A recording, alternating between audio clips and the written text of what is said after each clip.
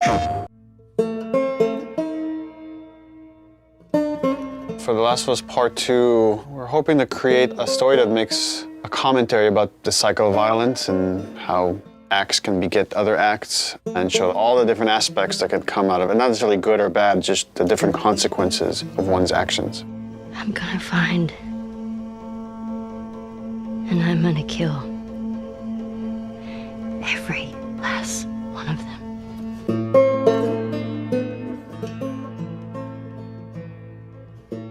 I've heard a lot of people say, why make a sequel to The Last of Us? I didn't even hear the full pitch of the game, but just like the outline of what Neil was wanting to do with this game, I realized, oh, this is something we have to make. This, this isn't even an option. There's absolutely more to do here. There's always the fear that, when you made something great and you're gonna go back to it, you're gonna mess it up. You're gonna mess what made it so special. The test for us was like, can we come up with a story that could, one, stand on its own and be meaningful and have weight? The same kind of feeling we had when we came upon the story for the first one. But also now, because it's part 2, it has to be additive. It has to take the first one into consideration, that if you played both, then you get like a bigger narrative. The thing that Neil really cared about, that the studio really cared about, is honoring Ellie and Joel specifically, and their journey as characters. What is the honest next steps that they would take? What are the truest moves that we could see them do? The Last of Us 2 expands on the first game, both in the relationship between Ellie and Joel, the relationships that we see Ellie having, and just the greater world that we're in, and we see more of it.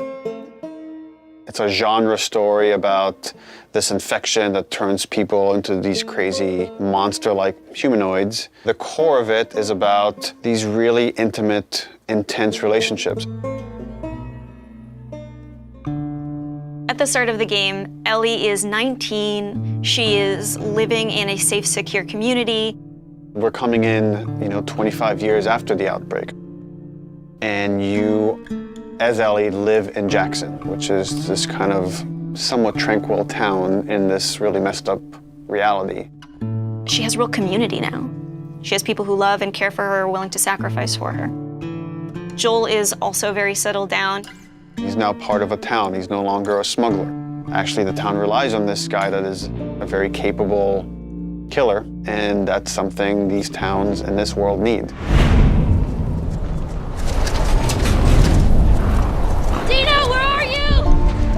And then Jackson and Ellie are shaken by a violent event. It really changes Ellie's day-to-day life, and now just living is no longer enough. Like, there's these people that have wronged her, and she wants retribution. And you as a player are going to want retribution for what these people have done. And then you go off on this journey that leads you to Seattle, where now you're like stuck in the city that has these warring factions, and they're both fighting over the spoils of Seattle, and you're stuck there in the middle looking for this very specific group that has wronged you.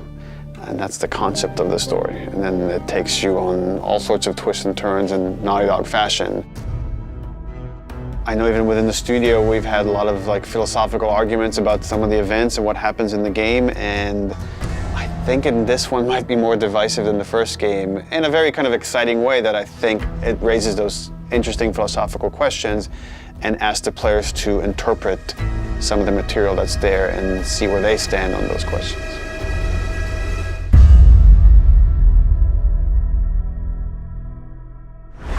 PlayStation